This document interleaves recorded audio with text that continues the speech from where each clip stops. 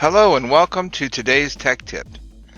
Today I'll be showing you how to customize your Checkmate measurement equipment list. On many of the Checkmate Excel reports there is a column to specify the equipment used.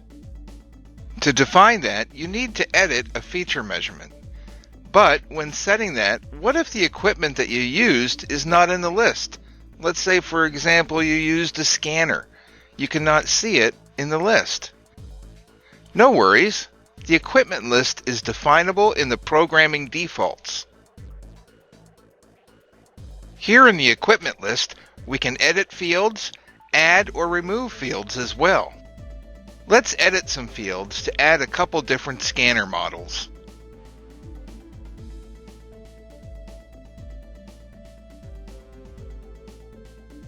Let's remove a couple fields too.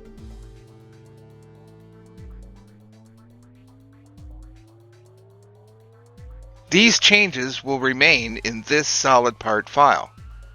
But if we want to keep this list for future use, we need to save our Checkmate defaults.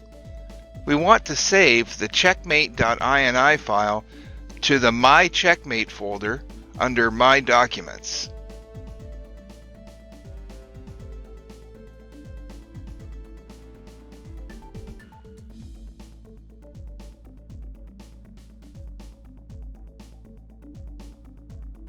So now, when we open a new solid part file, those settings will be there already to edit onto the feature measurements.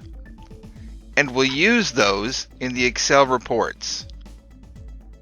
Thanks for watching and have a great day.